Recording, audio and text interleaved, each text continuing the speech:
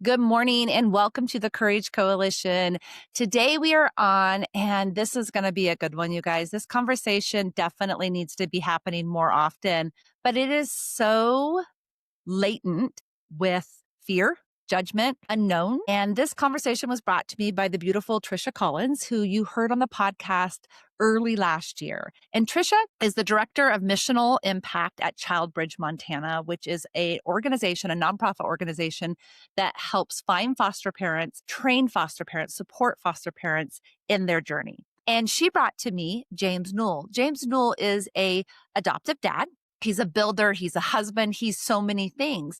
But he had a 9-year journey in the foster care system.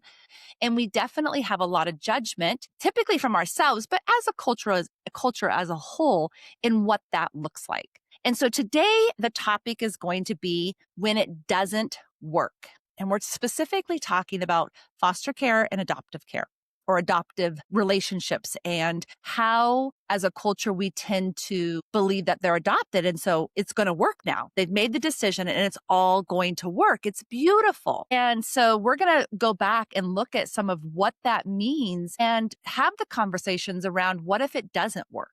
So welcome, Trisha. Welcome, James. Thanks, Corey. Thank you. So I would love to dive in right from the beginning. And I think I'm going to go first so that this is sometimes a hard conversation. As most of you know, that we spent 15 years as foster parents in the state of Oregon.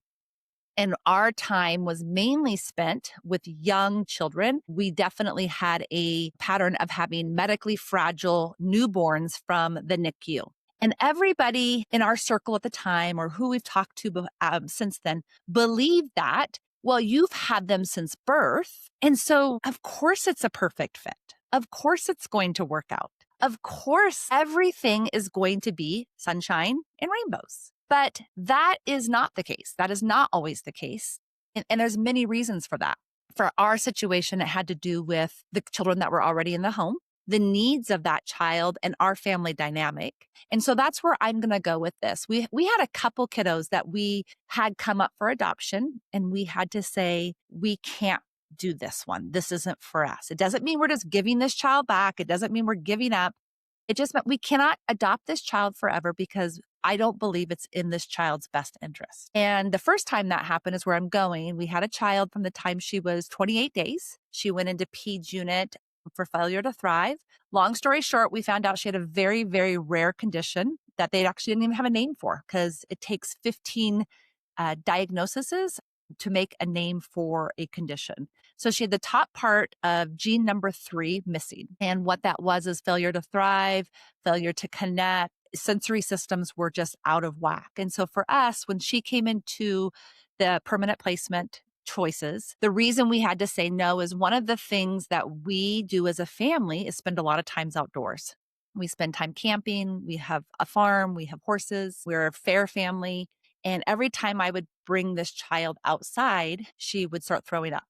The wind, the smells, it was just so overwhelming and it broke my heart. And no matter how slow we went or how fast we went or what we did in her control, we couldn't figure out a way around this. And so at this point, we had 4 children and we had to come to this decision. And the only person she would allow to care for her or feed her was me and my mom. My mom was her respite provider because she was an RN. And I remember the feeling of failure. That's all I'm going to say.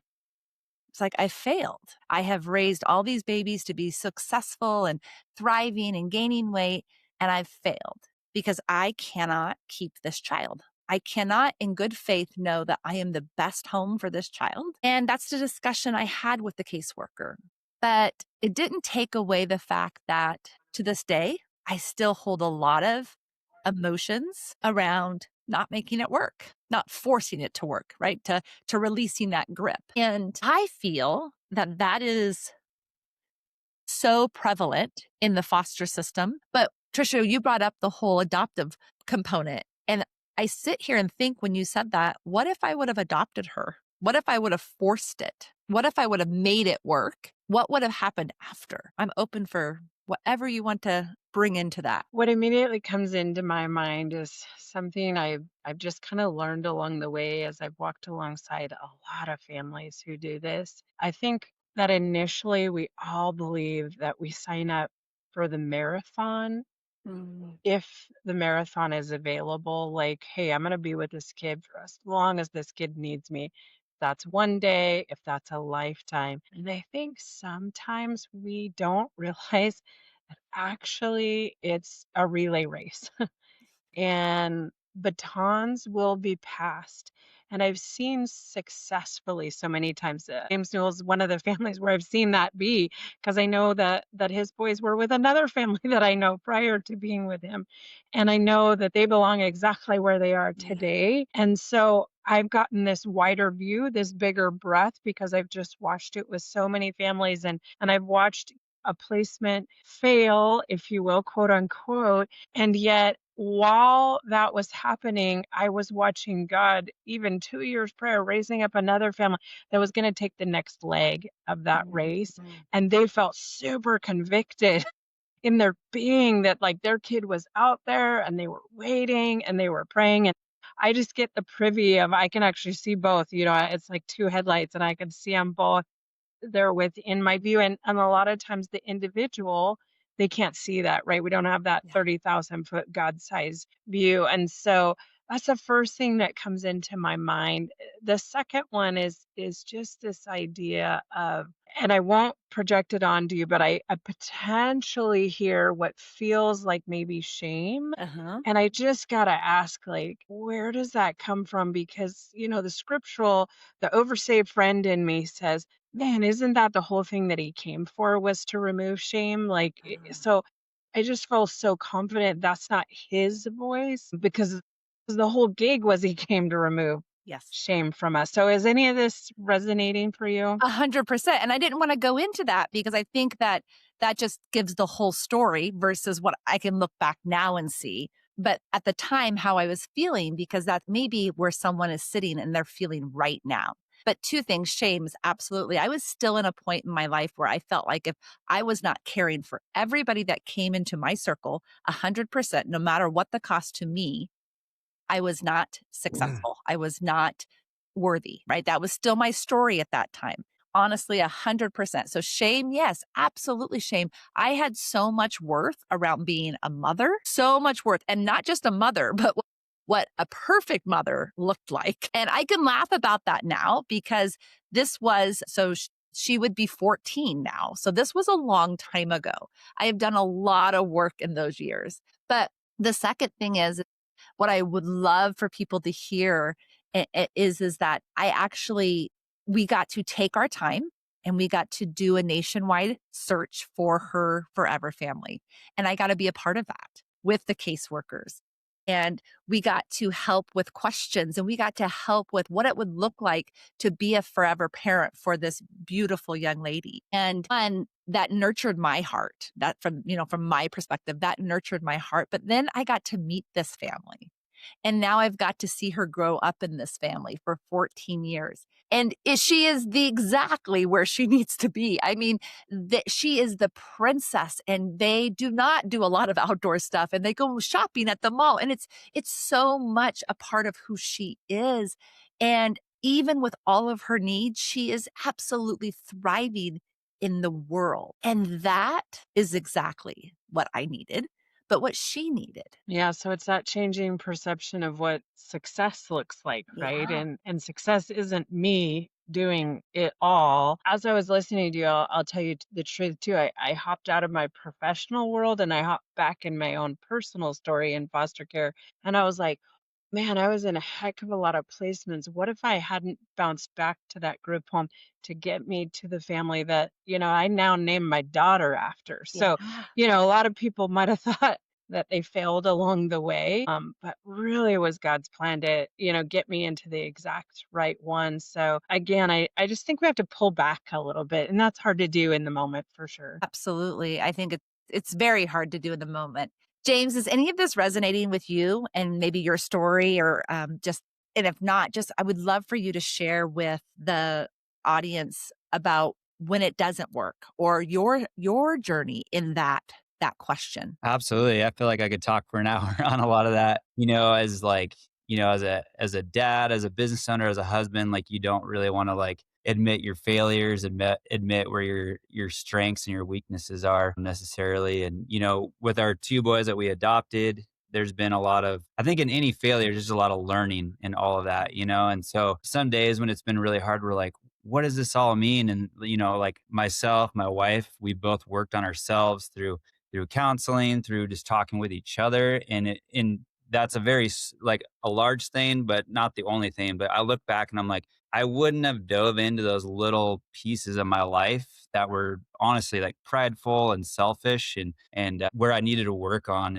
if we hadn't adopted our two boys. It'd be easy just to skim past that and not look at those pieces. And our story is different with the fostering aspect that didn't work out for us. Like we had our two boys for almost 9 years. So they're teenagers, and we brought another teenager into the home. Even though it was short stint, it was a little over 5 months that he was with us. We learned a lot through that too. And I see my boys also have a lot of questions and trying to just battle through some of that too. Why didn't that work out, or what could we learn from Mm. that? So yeah, I know that's a lot of just things to stew on, but yeah, the shame is the huge part. When you, even while you're in the adoptions side, we're gonna have battles with our kids. I have a 16-year-old, so he's in that rebellious stage, and I'm just like, where did I go wrong? It's not all bad, but so there's shame in that. And then again, when the foster side doesn't work out, you start to question like, what's wrong with us? What's wrong with me? And I don't think that shame is bad to look at, but it's not good to dwell in for sure. So When you talk about that, one of the beautiful things I think about this conversation is the male perspective. We so many times women are better talkers. Let's just typically we just talk a lot. It's just what we do. And anytime I'm having a conversation with my husband where he can really drop into how he was feeling or what he doesn't know, I feel like that's such a conversation that we need to have more of, so that other men can feel or see themselves. Um, in a scenario of the same source. As as a man, as a male child of God, how did that feel?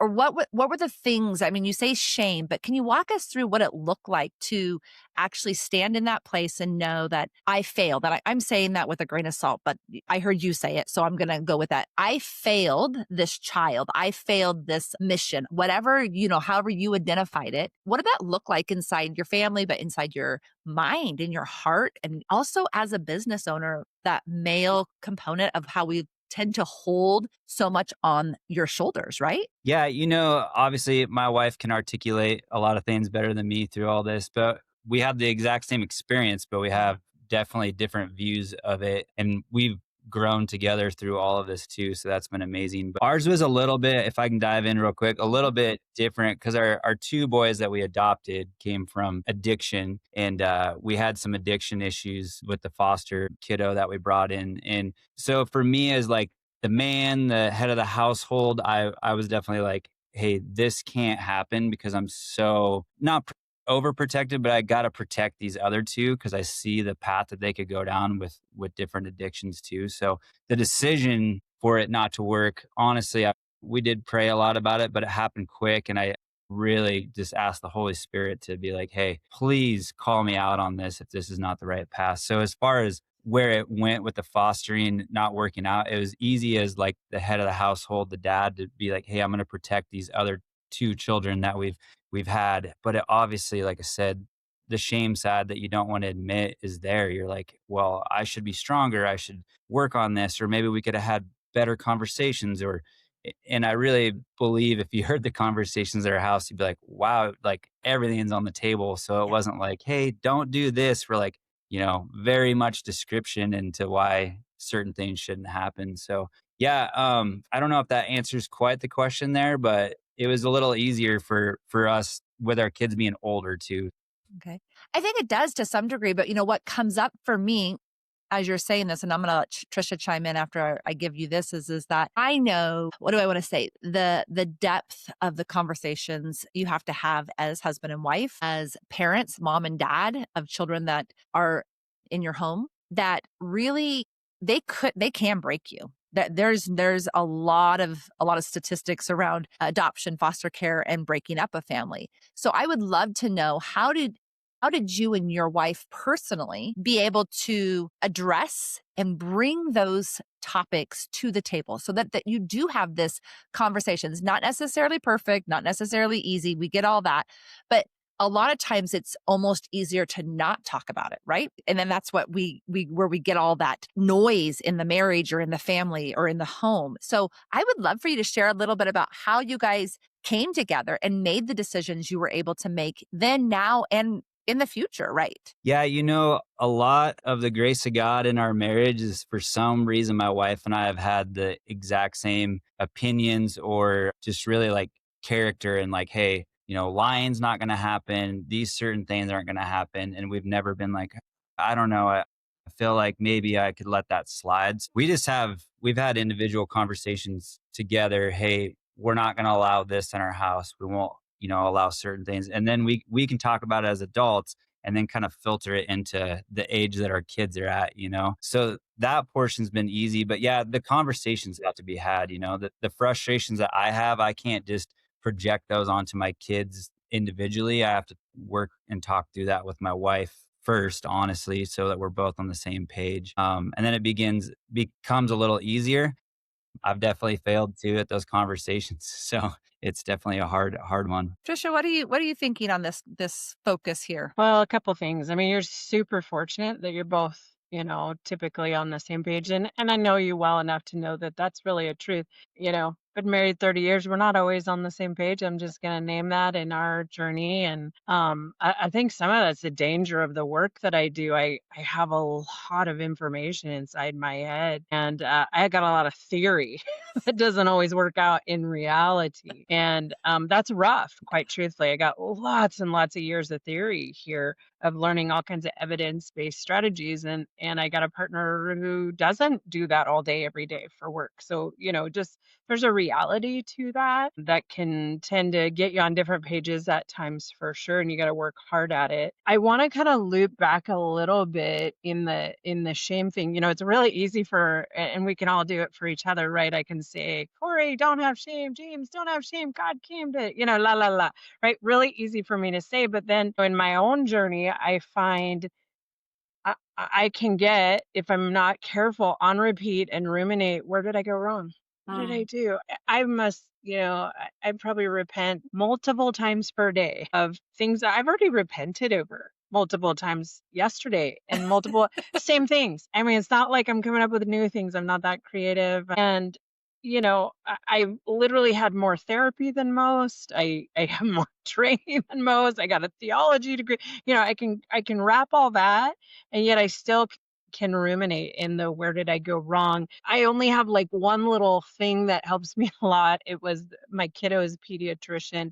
When my kid went completely off every rail there is, and she saw me spiraling with that, and I was spiraling heavy and hard in that moment. And she's like, if the car's in the ditch, we don't need to worry about how the car got in the ditch. We need to worry about how to get the car out of the ditch. And that was a gift to me. And that's, I think, what I heard you say earlier, James, in different words of like, it's good to like reflect and to look, but you can't stay there because it's not good energy. The tires are spinning and it's not helping you get out. And so, but I would just pose the question to both of you is, what do you do with the ruminating, if you have them, the ruminating thoughts of where did I go wrong or what did I do wrong? Like, have you been able to resolve those? James, you want to go first? I think you got this one. Okay. Well, I think first of all, it is a consistent evolutional journey. There's no endpoint. There's no point where you're just like, I did it. I'm at the end. I have made it. I am 100% who I'm supposed to be, because that is absolutely a lie of the world, is that as soon as you get to the next healing point, the next growth point, whatever it is, if you're growing spiritual or relational or financial, whatever point it is, it doesn't matter what it is, there's a next step. And that's because that's how we were created. We were created to evolve and become that next version of who we are. And so I think first and foremost, we have to let go of that, right? And I think the word success is a really sticking point, because we have been taught by people we love, by teachers, by experts, that this is what success looks like. And again, it's across the board. I don't care if we're talking about foster care, finances, religion. It doesn't matter what we're talking about. There's this way that everybody thinks we should do it. And so I think that is what I'm going to say, Trisha, is that when we release the grip of what it looks like and just keep going has been the most amazing breakthrough gift I have given myself. Because if we go back and reflect on that story that I told about Little Miss, is that my grip was so strong. Like I'm thinking, you guys, like you're saving your child off of a cliff kind of grip. This is so intense. My health was insane because my grip was so strict, so hard on what life is supposed to look like. Relationships weren't happy. There were so many things, but it all came back down to my worth was to fit in this little tiny itty bitty box of what success looked like. And that was a reflection of not having a successful childhood, right? Not having the childhood that I believed was what it should look like. And so that has been the biggest, like, accumulative across the board gift is just, Corey, what are you making this mean? And what do you believe this is supposed to look like? And I guess you maybe don't know. Huh. That's interesting. And then also asking myself is, when we're going through the hard, it's a simple question. What am I making this mean about me? And that's that constant reflection and that grip again, because, to this day, I have parenting issues. I'm a mom of 6. And my kids range in age. So my baby is 6 and my oldest is 31. There is a lot of different things happening in that parenting journey. And I say that with no grain of salt because the parenting of the older adult children, we love to say, oh, they're 18 or they're 21 or they're graduated from college, whatever your platform is that your parenting is done, you're dead wrong. I'm just telling you that right now. You're dead wrong.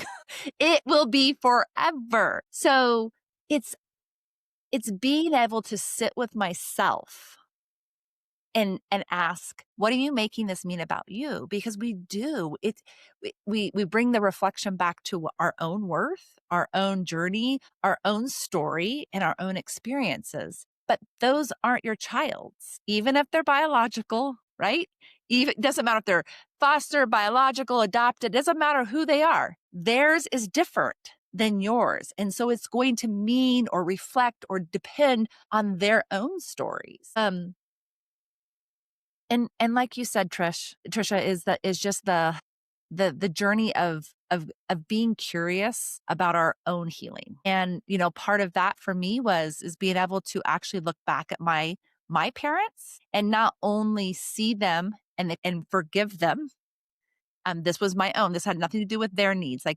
I forgive you. I see you no matter what it was, right? Because there was some bad stuff and there was some stuff that I can now look back and go, I don't know how she did that, right? I don't know how she did that. But also the gift to them of being seen and just being, oh, okay, right?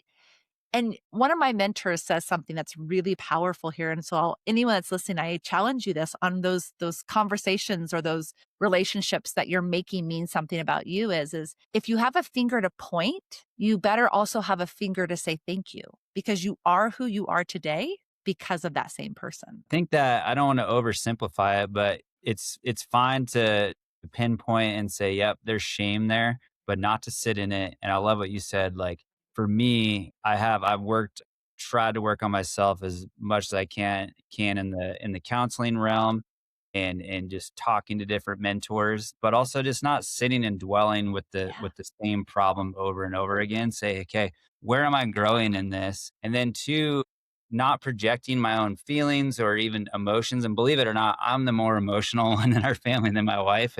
So with all 3 of our boys that we've had in our house, like I have a different even mindset to like emotionally how that made me feel than she does. And so I can't say, hey, this is how I feel. You should feel the same way. Same with our kids. We can't project that onto our kids either and say, well, this is very important to me. It should be really important to you. Mm. So that's one really big thing. And then the other piece is, and I am going to oversimplify it because it really helped me, but just be like, what did that child gain in a positive light being in Yeah. your home. So again, we had a teenager for 5 months, got to see a marriage that's pursuing God, that messes up and apologizes when we know we need to apologize. He got to see, I would say, quote unquote, like a healthy marriage, a Yeah. healthy ish family working together through just the nasty, and to me, I'm like, what was the point of all that? And I'm like, hey, for half a year he got to see, a glimpse of what a family looks like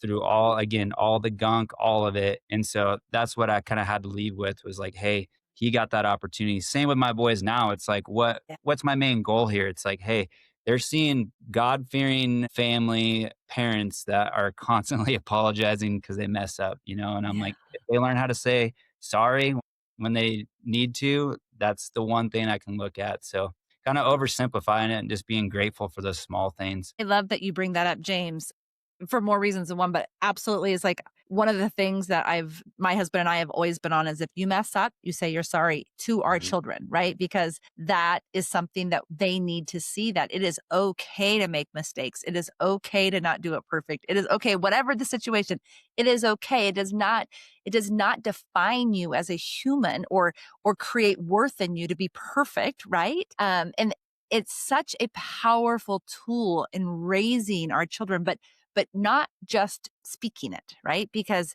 it's truly what they see, not just what they hear. And a quick little story, we had a little one for a year and a half. She went back to mom and dad when she was a year and a half of age. And you think about a year and a half, those first years and a half, and you think, well, they're never going to remember anything. But I had gone on to do a mentoring. I did a bio mentoring program. And so I mentored bio parents. And so this was the perfect first, honestly, case because I knew their child in and out, and I had a relationship with mom and dad who were in two different homes. And so I mentored them both.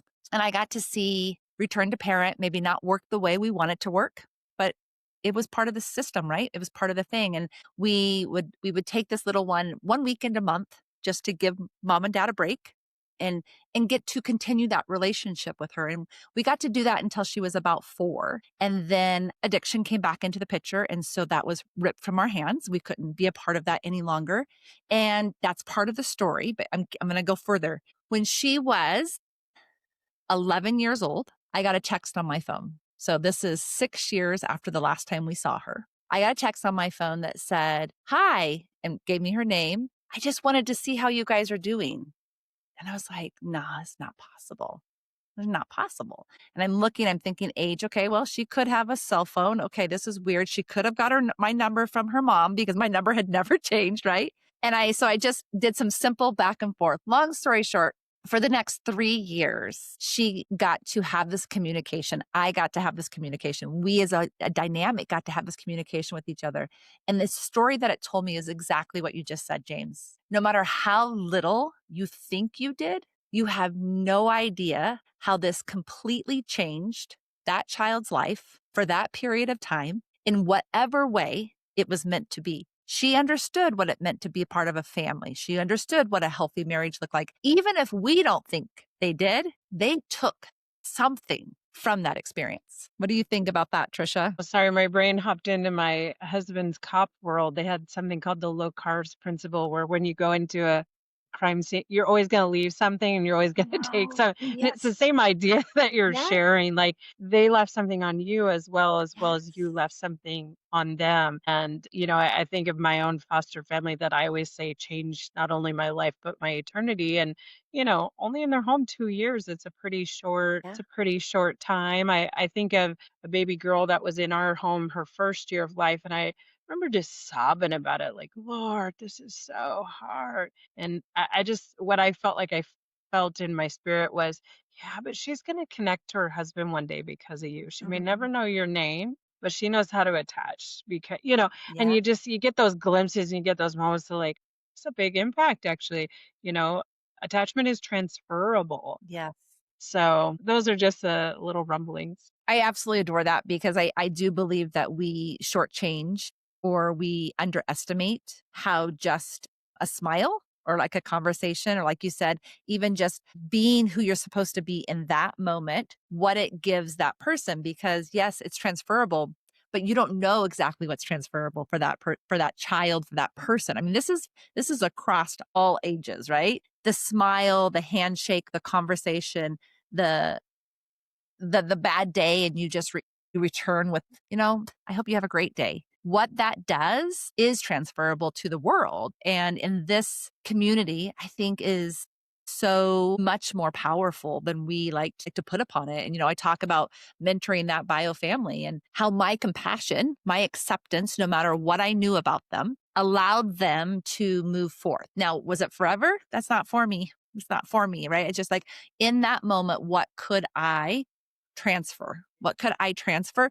But also, like you just said so beautifully, Trisha, is what I learned. Because I will tell you, prior to that situation, I had a lot of beliefs about bio parents, a lot of beliefs. And I still catch myself occasionally, even though I've done, 14 years of trainings and learnings. And I'm like, oh, but if only, right?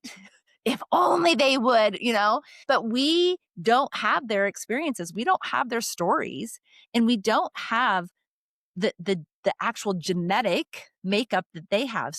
For me, that's that finger pointing, right? Like we love to point the finger, but what are you learning from that? What was the positive of this side of it and that knowledge? So I think that's great. One of the things that we said is that when it doesn't work or failure in the process, when we're talking about this conversation, and one of the things I want to ask is, as we're having this conversation with three people that have been in the system very intensely, we have this stereotype around what it works looks like.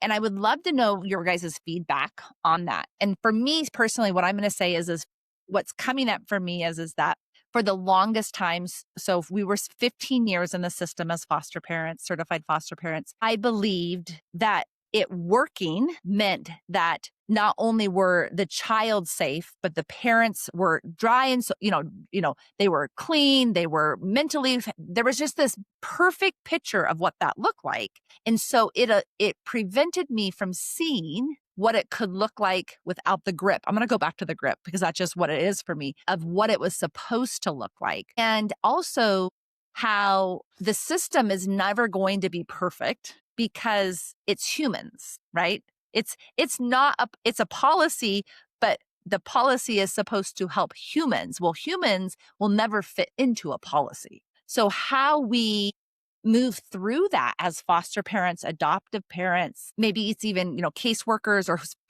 other people supporting those same humans. How can we start to release what it's supposed to look like in that situation? And I know that we don't have the big answers. That's not what I'm asking. I'm just like, personally for you, James, how do you feel you've been able to maybe change that mindset and that thought process as you've experienced humanness in a policy ridden system?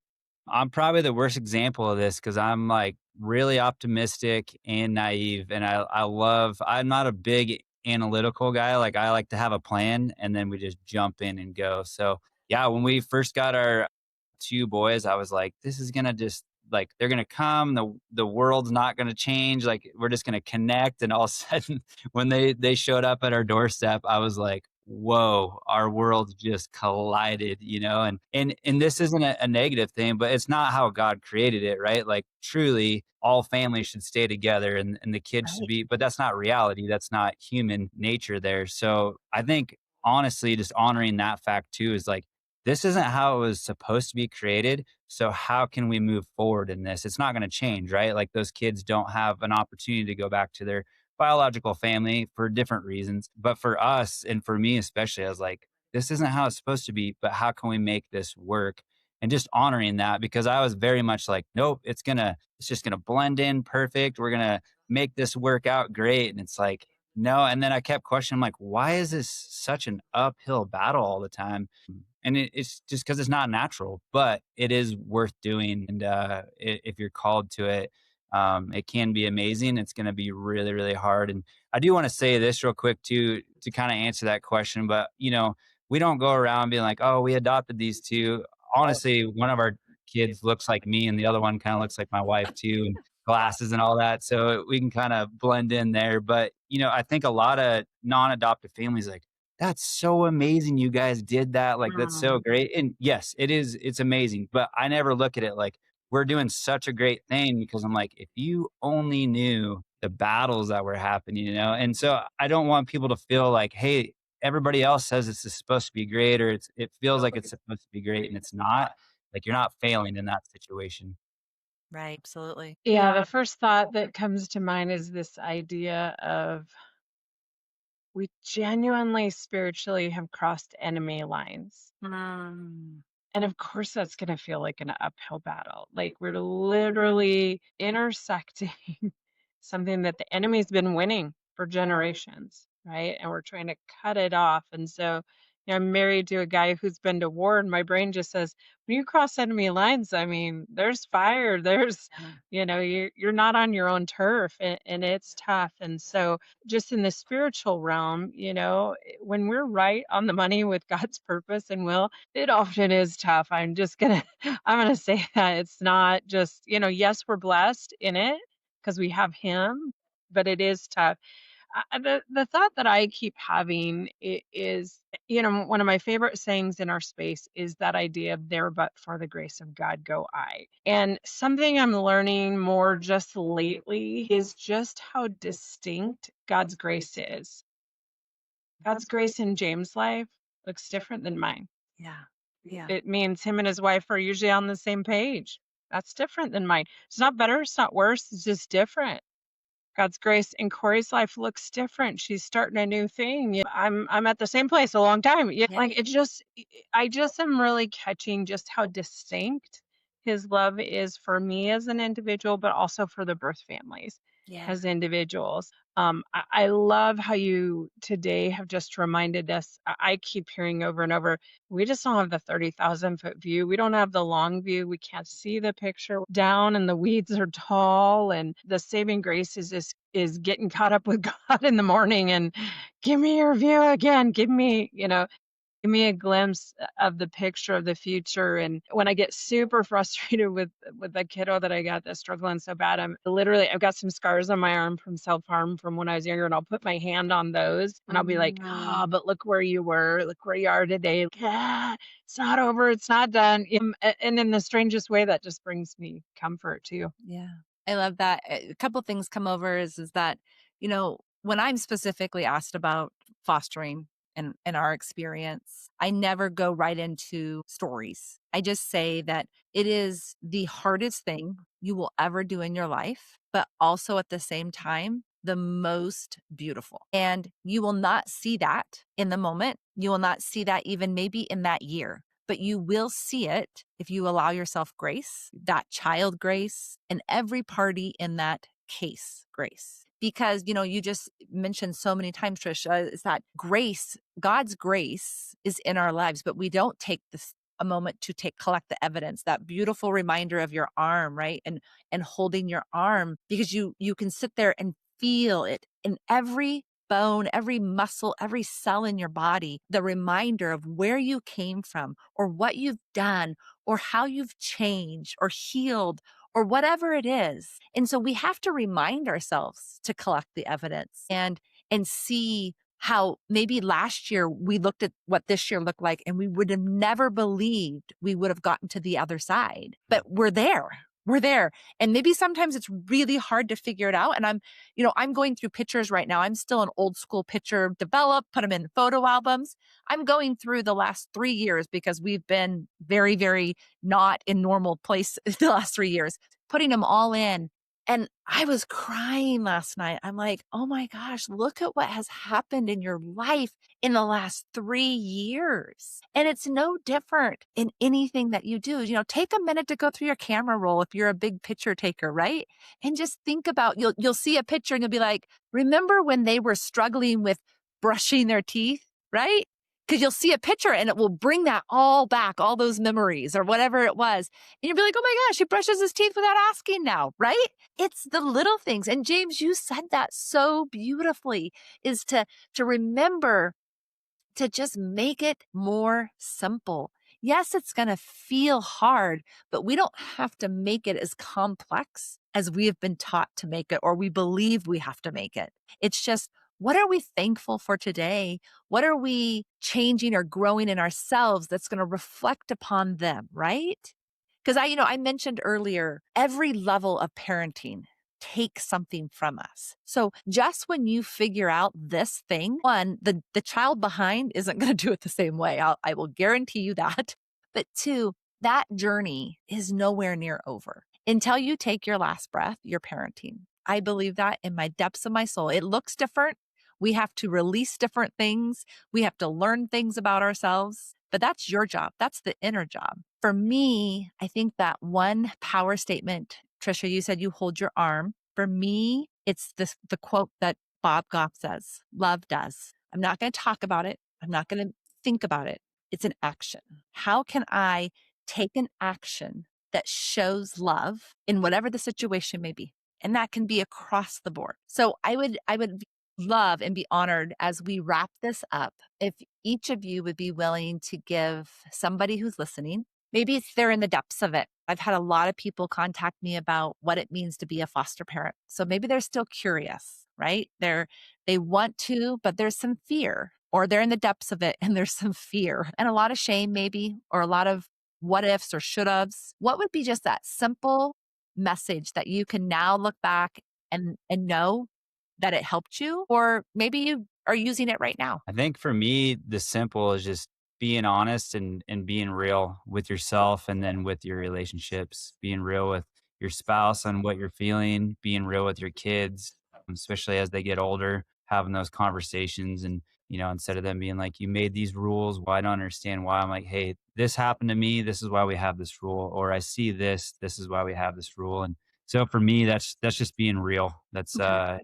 and Yes, speaking that emotion or feeling that you have. absolutely. First thing that came to mind for me when you asked to make it simple was this scripture verse just jumped into my brain. The idea of perfect love casts out all fear. And so the question I would have to ask myself and ask others to ask themselves is, are you leaning into fear or are you leaning into perfect? Yeah, absolutely. We could talk forever. I mean, something else just jumped into my head while James was talking. So we could literally have this conversation forever. There are so many components of what it means to walk in the journey of foster care and adoptive care, what it means to fail or succeed in the system. There's so many components. And so you may hear more about this conversation later on. But what I encourage you to do is reach out. As I've said, in 2026, my contact information is in the show notes. And I truly do mean, if you have questions, if you have comments, if you have a topic that needs to be talked about or shared more often,